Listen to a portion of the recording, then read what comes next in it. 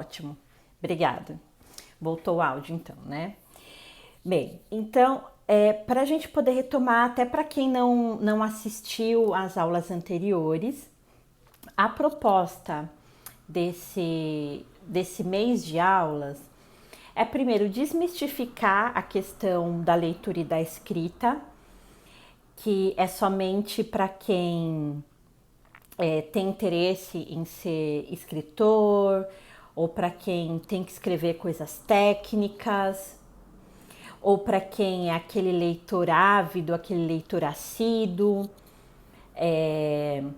enfim, para as pessoas que já estão imersas nesse mundo da leitura e da escrita. Então, a proposta foi justamente mostrar que esse mundo de ampliação de conhecimento no ler e no escrever é para todo mundo. É para quem tem e para quem não tem o hábito da leitura, é para quem quer, na aula passada a gente falou, né, sobre escrita criativa, para quem tem desejo de escrever seus textos, pode ser na parte ficcional, ou começar a escrever artigos, ou para quem tem que escrever coisas do dia a dia, do cotidiano, sejam trabalhos, textos para a escola, para a faculdade, né, Má? Então, por exemplo, quem é da área de humanas sabe que tem que escrever muito, tem que entregar artigos semanalmente. Então, também vale para quem está nesse meio acadêmico. E não pensem que escrita de artigo, gente, é somente para quem está no mestrado, no doutorado. Não. Na graduação, na maior parte dos cursos de humanas, principalmente entre o quinto e o oitavo semestre, é exigido que a gente escreva muitos artigos. Eu lembro da minha primeira graduação de economia, é que na época era anual, né? Eu ainda sou da época da faculdade anual, não era semestral. No terceiro e no quarto anos, eu tinha que escrever artigos semanalmente. Tinha que ler uma média, tá? De 8 artigos por semana relacionados à economia e política. E depois dessa leitura dos 8 artigos, tinha que redigir um artigo semanalmente sobre essa mesma temática. E eu sei porque eu acompanho muitos alunos de outras áreas, mas dentro da humanas, pessoal de ADM, psicologia, pedagogia, direito, que tem que escrever artigos, apresentar artigos semanalmente. Então vejam, eu me formei em 2009, de 2009 para cá, continuamos tendo essa mesma exigência. Então o que eu quero dizer com tudo isso?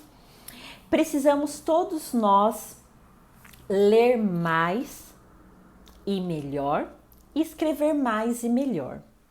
Mas aqui nós não falamos somente de quantidade, nós falamos de qualidade do que nós lemos e do que escrevemos. Isso é de suma importância. E aí, para fazer o fechamento desse mês, eu achei interessante trazer essa temática, lendo como um escritor, lendo como grandes escritores. Mas espera aí, não seria mais correto colocar escrever como escritores? Não, isso seria um segundo passo, seria um segundo momento. No primeiro momento, nós temos que saber ler de maneira eficaz, de maneira estratégica, para num segundo momento a gente passar para a escrita estratégica. Então eu posso lhes garantir que, oi Maria, boa noite, que todo bom escritor, antes de mais nada, é um bom leitor. Não no sentido de ler muitas coisas no mês, mas de ler de maneira estratégica. Eu mesma aprendi com o passar do tempo a focar mais na qualidade do que eu leio do que na quantidade. Porque, sabe, aquela lista de leitura, escrever quantos livros leu no mês, para mim antes era uma questão de quantidade. Ah, se eu ler 2, 3, 4, 5 livros no mês, tá ok. Mas a questão é, foi feita a leitura de forma eficaz? Essa é a questão, a primeira questão que eu deixo para vocês. Vocês têm lido de maneira eficaz? De maneira estratégica? Ou estão se preocupando com quantidade de páginas? Estão se preocupando com quantidade? Hoje eu leio 2 livros no mês, mas eu leio de maneira muito mais estratégica. Então, todo mês eu leio um livro voltado para o meu clube do livro, que aí é um livro que eu não escolho, mas eu faço a leitura, eu faço a leitura por conta própria e uma vez por semana, virtualmente, esse grupo se encontra para fazer a análise do que foi lido. E um outro livro da minha escolha que eu opto por livros de ficção. Geralmente o que a gente trabalha no clube de leitura são livros não ficcionais ou livros que são ficcionais, mas tratam de temáticas atuais, para ter uma discussão mais política, social. E um outro livro da minha escolha, que aí eu escolho algo ficcional, distopia, romance, aí vai da minha escolha. Eu gosto muito, mesmo dos não sendo obrigatório, de livros que tragam temáticas sociais, reflexão, mas gosto bastante dentro do tema de romance. Então, essa é a minha forma de ler mensalmente. Fora os artigos e materiais que eu tenho que ler devido às aulas, mas de livros eu sempre separo 2 por mês. Um do Clube do Livro, que geralmente eu leio no Kindle, porque também na primeira aula eu já expliquei que o Kindle me facilitou bastante de ler antes de dormir, né? Tem essa facilidade prática, física mesmo. E um outro livro que eu opto pelo livro físico, que aí eu vejo os meus momentos aí durante o dia para efetivar a leitura. Mas não me obrigo mais a ler N livros no mês, até mesmo porque hoje com a minha rotina eu não vou dar conta. E fiquei também vários dias sem ler nada, porque eu tô vindo de um processo de labirintite terrível, gente. Ainda bem que hoje eu estou melhor para estar aqui nessa aula com vocês, mas tenho vindo aí de pronto-socorro desde quinta-feira. Estava bem ruim, mas hoje, graças a Deus, estou bem melhor para conseguir estar nessa aula. Mas isso significa que desde quinta-feira que eu não estava lendo nada, hoje que eu retomei com as minhas leituras, e não tem problema. Isso não vai me tornar uma leitora pior, não vai me tirar do meu ritmo de leitura, da minha leitura estratégica, não. Mas a gente precisa saber inserir dentro do nosso planejamento semanal, do nosso planejamento mensal, sem aquela cobrança enorme, né? Então, primeira coisa, gente, de saber ler como grandes escritores é saber respeitar o seu momento. É se colocar-se uma meta de leitura, porque precisamos ter metas e tentar alcançá-las, mas se elas não forem alcançadas, não tem problema. Porque a gente sabe que tem os percalços no caminho, como no meu caso foi uma questão de saúde. E eu precisei ficar mais... realmente, eu não conseguia nem ficar com os olhos abertos, quiçá ler alguma coisa, né? Mas o primeiro ponto para ler estrategicamente, ler como grandes escritores, é respeitar seu tempo. E quando a gente assiste filmes que retratam esses grandes escritores, grandes artistas, a gente vê que eles tinham seus momentos de ócio criativo. Eles respeitavam os seus momentos de descanso, seus momentos para gerar criatividade. Os filmes demonstram muito isso, né? Isso é importantíssimo, porque se a gente vai naquela pegada, né, muito doida de, eu preciso ler 50 páginas no dia e ficar na correria para alcançar essas metas, com certeza não vai ser de forma eficaz. Com certeza vai ser aquela leitura dinâmica, somente para entender, o grosso modo, a sinopse do livro, mas o que foi absorvido, né? Essa é a questão que fica. Então, precisamos ler de maneira atenta, de maneira cuidadosa. A leitura, ela precisa ser prazerosa, precisamos determinar um tempo para isso, né? Então, precisamos ser organizados, ter sim uma meta, mas uma meta real, uma meta que consigamos cumprir. Eu não coloco metas de página, eu coloco de capítulos. Aí tudo depende do livro, né? Então, um livro que contenha menos páginas, até 200 páginas, e que tenha 20 capítulos, peraí. Então, eu vou ter capítulos mais curtos. Então, eu posso colocar como meta ler ler de 2 a 5 capítulos no dia, por exemplo. Tá? Isso aqui só estou dando um exemplo. Agora, se for um livro de 500 páginas que tenha somente 5 capítulos, cada capítulo vai ser muito extenso. Então, eu vou colocar, por exemplo, um capítulo por semana, ou aí eu determino uma quantidade de páginas por dia, por semana, dentro do que eu vou conseguir cumprir. Então, é importante colocar meta, mas não ficar preso a essa meta. Porque o ler tem que ser prazeroso, tem que ser divertido. Eu tenho que buscar a aprendizagem com essa leitura. Isso é o mais importante de tudo. Porque quando eu busco a aprendizagem, não aquela aprendizagem no sentido de obrigatoriedade. Preciso ler esse livro para fazer um resumo para a escola. Não, mas focar numa aprendizagem no sentido de curiosidade, satisfazer uma curiosidade, de aprender algo novo, de trazer novos elementos culturais, novos conhecimentos. É nesse sentido que a gente tem que trazer a aprendizagem para que se torne algo divertido, para que se torne algo realmente prazeroso.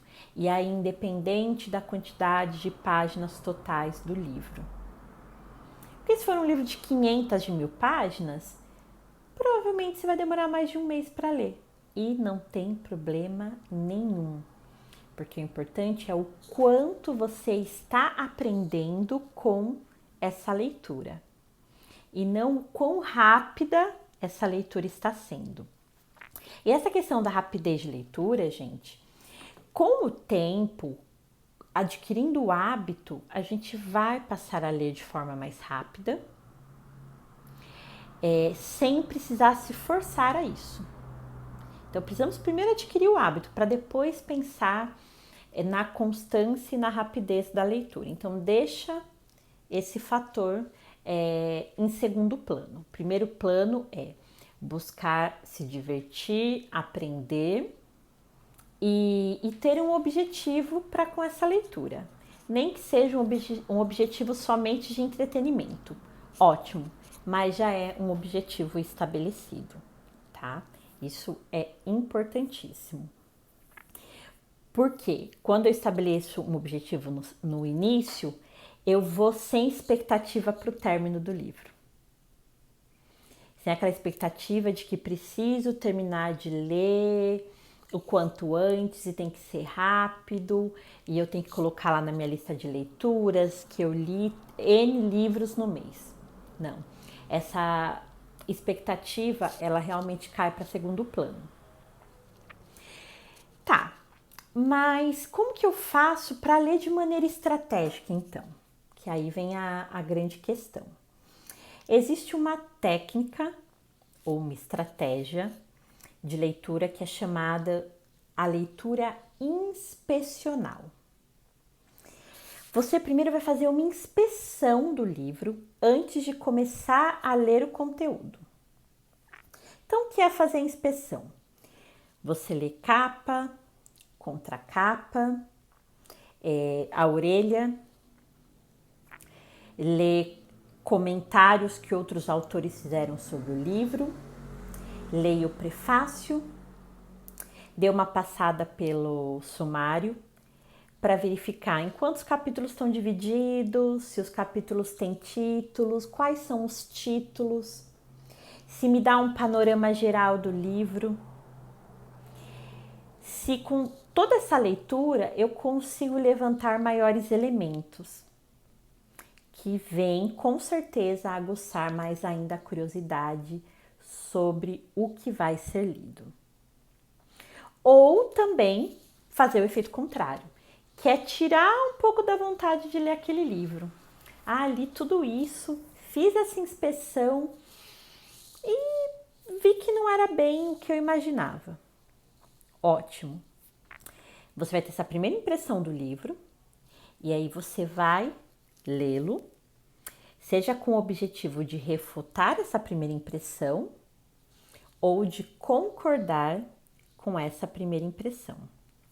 Mas é importantíssimo, é de suma importância que se faça no primeiro momento essa leitura inspecional, que é realmente de verificação de tudo que o livro está apresentando. Não é à toa, né, que vem essas informações sobre o autor, prefácio, prólogo, né? Alguns livros apresentam elementos do final, outros reforçam elementos do início. Então, a gente tem todos esses termos para abordar antes de começar a leitura ali do capítulo 1. Então, veja quantas informações a gente pode extrair nesse sentido. Indo além, pensando que seja um livro que você precisa ler para estudo, veja o tanto de aprendizado que você já extrai nesse primeiro momento da leitura. Outro ponto importantíssimo para a gente observar no texto, no livro, é o tipo de narração. Isso também, o tipo de narração pode ajudar a te prender enquanto leitor, como te afastar. A narração é em primeira pessoa, é em terceira pessoa, o narrador é um personagem, ou é alguém que está totalmente distante daquela obra. Como isso é posicionado? Em livros em que há narração, a figura do narrador ela é importantíssima para determinar o sucesso ou fracasso do livro. E tem muitos autores que não levam isso em consideração. E nós, ao iniciar a leitura, precisamos levar isso em consideração para verificar qual tipo de leitura que está por vir. Por exemplo, o Menina que Roubava Livros. Quando eu me deparei com o primeiro capítulo, que eu identifiquei que o narrador era a morte, aquilo já me brilhou os olhos, já me chamou muita atenção. Falei, poxa, que narrador peculiar, diferente, né? Mas também tão coerente para um livro que trata sobre guerra, que trata sobre assuntos tão pesados, né? Como foi o nazismo. Então, a morte ser a narradora, contando o desfecho dos personagens, como ela ia buscar cada um dos personagens, mesmo ela não sendo o personagem central, porque o personagem central era a menina que roubava livros, mas trouxe uma dinâmica totalmente diferente para o livro e aquilo me fez apaixonar pela narrativa, né? E tem seriados também que são nesse sentido. Eu, particularmente, amo séries que tem narrador, porque eu acho que é um diferencial, eu acho que é algo que chama atenção, mas é uma opinião minha. Mas, a grosso modo, todos os escritores, todos os leitores têm que saber que a narração é importantíssima para dar o andamento e o clima, o termômetro mesmo da narrativa, né, do livro. Principalmente quando são livros ficcionais, quando são livros de romance. Por quê? O autor ele pode utilizar da imaginação para compor esse narrador e tornar o livro mais intrigante, mais curioso, mais interessante. Então, eu reparo muito no tipo de narração. Outro fator importantíssimo para a gente ler de maneira eficaz: abstração. Quando a gente lê buscando abstrair, a gente está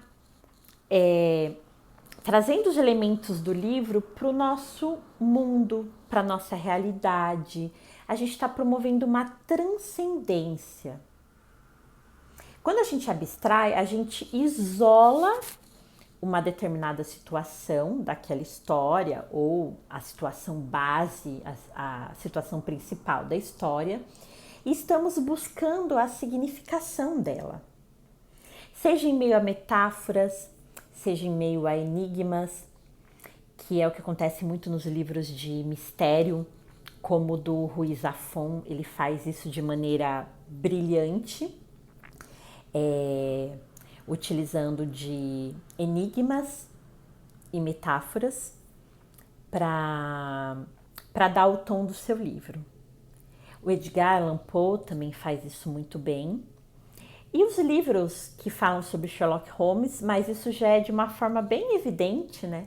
Porque ele busca desvendar mistérios, enigmas, então são pontos que vão estar presentes nesse tipo de livro, como nos livros da Agatha Christie, por exemplo, para desvendar, né, quem foi o assassino, quem fez o roubo, enfim.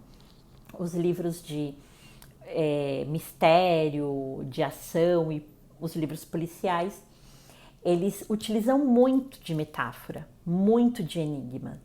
E quando a gente busca abstrair o significado disso para a nossa realidade, para trazer o aprendizado para o nosso dia a dia, o quão a gente pode vir a aprender com isso e trazer isso de exemplo para a nossa escrita, né? Porque ler como escritor é ler de maneira estratégica para que eu possa vir a escrever melhor futuramente. Esse é o objetivo desse tipo de leitura. Outra coisa importantíssima, mas que aqui entra um pouquinho de polêmica, porque quando eu falo de fazer marcações, sublinhar, fazer grifos no livro, tem pessoas que são reticentes, pessoas que você não pode nem fazer uma orelhinha no livro como uma marcação, tem que usar marcador mesmo. Eu também confesso que eu não gosto muito disso. Mas se for um livro de estudo, um livro em que eu estou me propondo a aprender mais com ele, a aprender de forma aprofundada, eu utilizo sim de marca-texto, utilizo caneta para sublinhar, para fazer observações, marco página, colo post-it, enfim. Não tenho medo de riscar o livro se ele é para fins de estudo. Agora, se é um romance que eu tô lendo por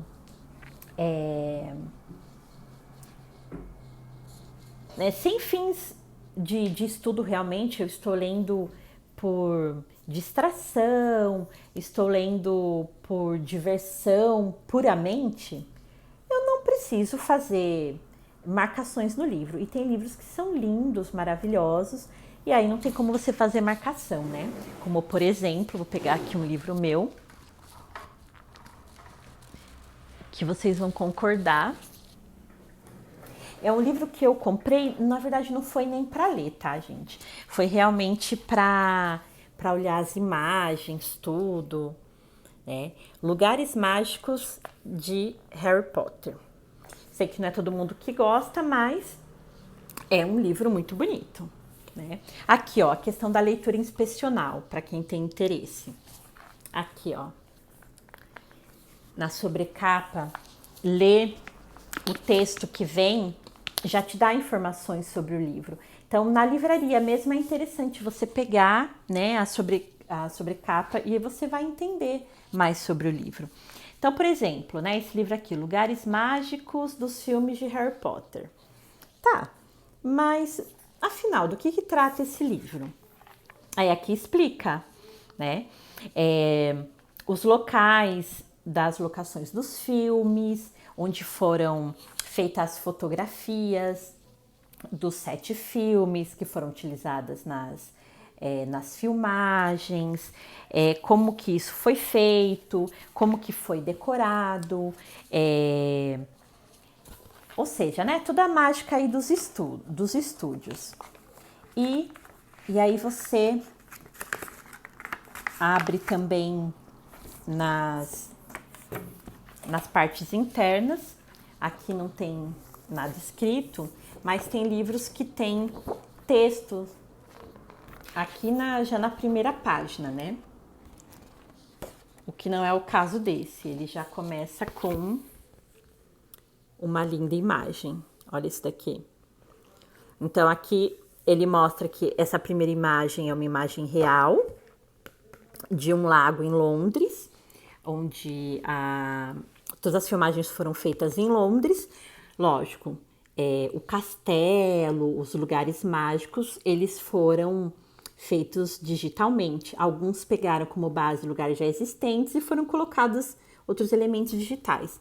Mas alguns lugares, como esse lago aqui, é um local real, né? Então veja que é um... Ó, aí o sumário já dá mais informações. O que você vai encontrar no livro? Né? Por exemplo, nesse livro aqui, o que você vai encontrar dividido nos capítulos? Cada capítulo fala de um lugar onde as filmagens foram feitas e vai conter o quê? Muitas fotos. Então veja que é um livro que ele tem texto, né? Tem aqui, por exemplo, introdução, tem texto, porém a base dele são fotos, misturando fotos. Como essa primeira foto aqui, fotos de lugares reais com fotos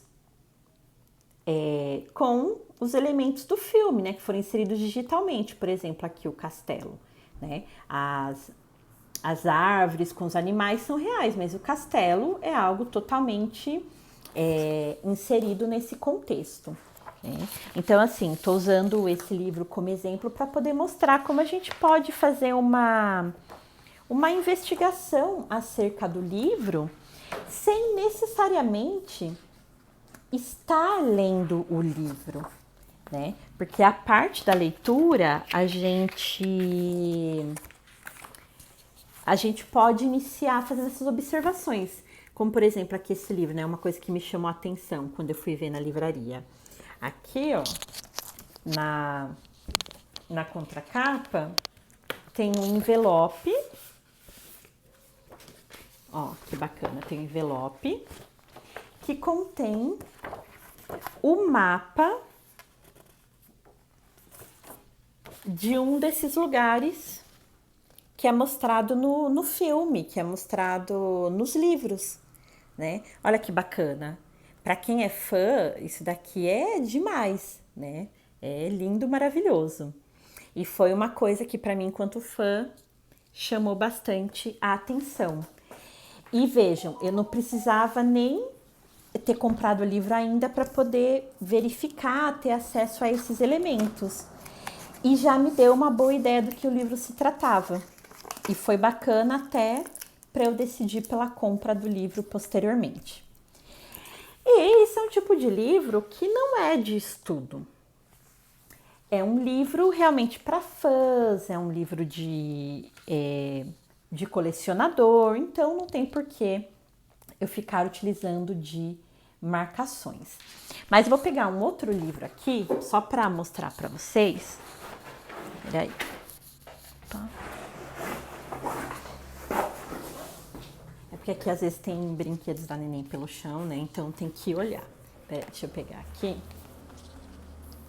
Um livro meu já de estudo com marcações.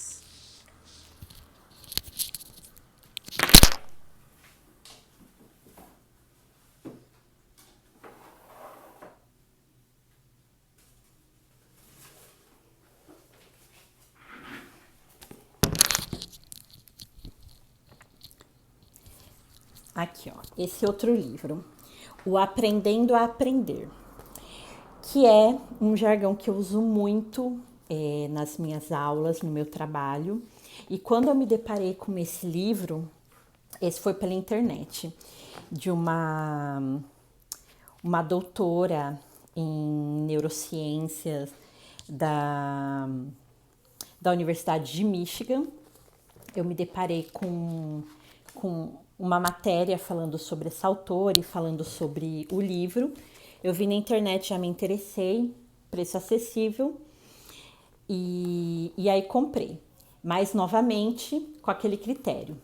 Li as informações da capa, né? Como ter sucesso, matemática e ciência em qualquer outra matéria. Opa, já é algo que chama atenção.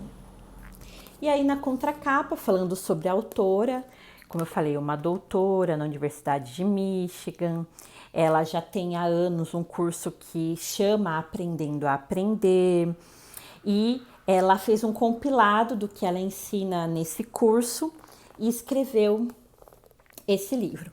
Então ele fala sobre... São todas as questões que eu trabalho nas minhas aulas, sobre procrastinação, sobre técnicas de estudo, sobre neurociência, sobre como entender o cérebro, enfim. É um livro que tem tudo a ver com o que eu trabalho, então eu comprei ele com fins de estudo. Diferentemente do livro do Harry Potter, que eu comprei como colecionadora, esse eu comprei para estudo.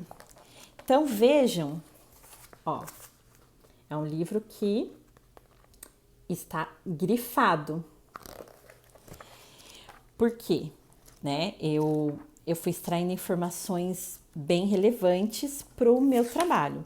Então, o livro, ó, vejam, ele tem muitas partes grifadas, que depois eu reescrevi, ou eu tirei foto, eu tenho uma pastinha com todos os meus prints aí de estudo, que eu acesso posteriormente.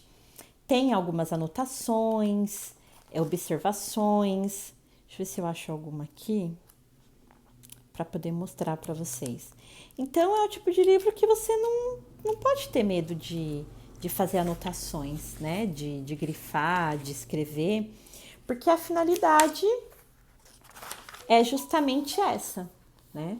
Então, aqui, ó, algumas anotações que eu fiz no livro, e que são coisas que eu utilizo no meu trabalho, no dia a dia.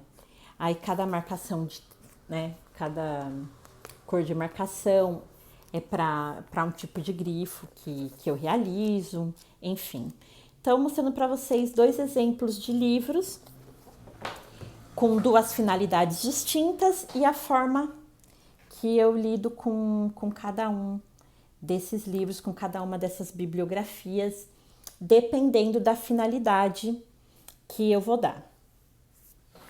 Mais uma dica importante é a questão do pensamento crítico. E aí vem a gente entender o que é crítica. Crítica não é você somente apontar que discorda da narrativa, dizer, não gostei do livro, não gostei da narrativa e ponto. Não. A crítica, ela pode ser com pontos de concordância. Concordo com argumentos do autor por tal motivo. Ou podem ser com argumentos de discordância. Discordo do autor por N motivos. Ou, em alguns pontos concordo, em alguns pontos discordo. Né? Isso é importantíssimo, ter esse pensamento, ter esse senso crítico.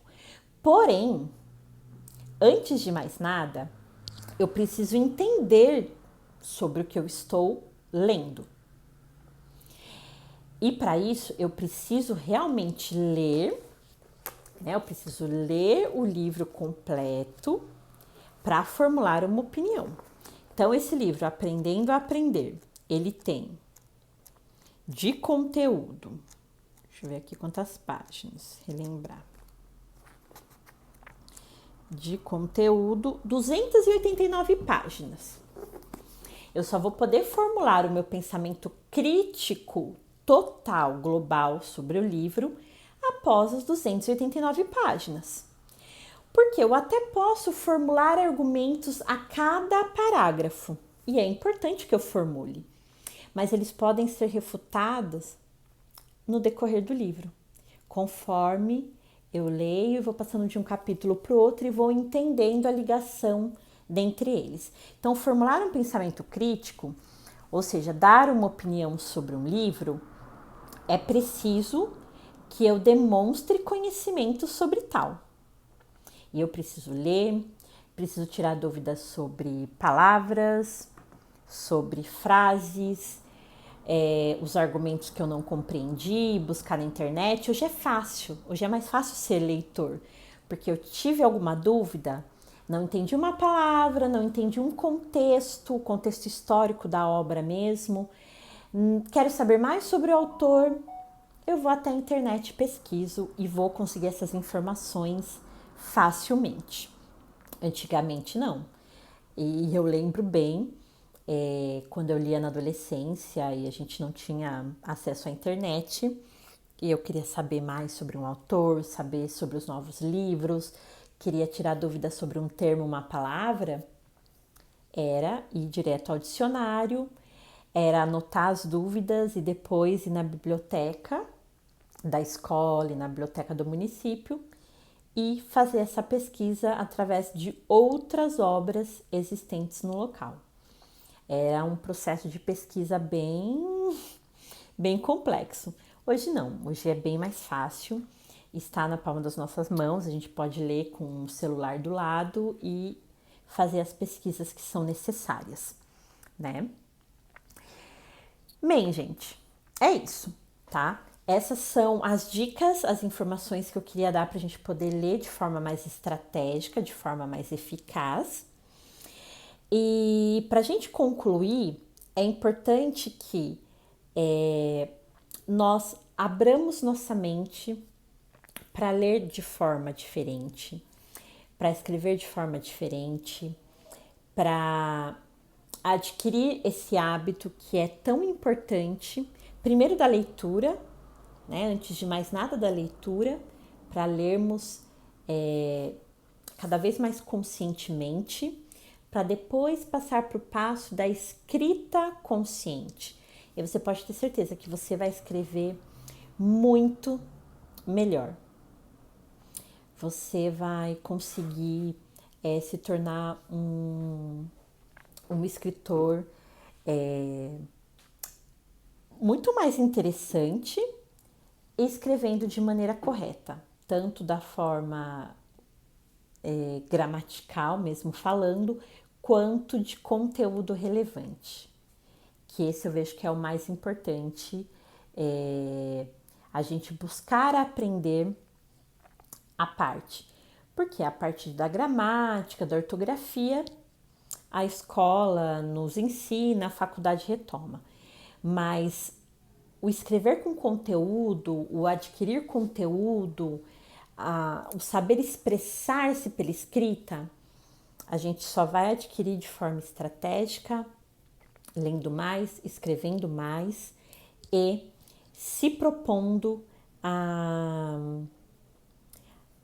tanto fazer cursos, participar de desafios, como o desafio que eu vou lançar a partir de hoje, a partir de agora, né, que nós finalizamos aqui esse nosso mês de aulas, está aberto o convite para o nosso desafio de 30 dias.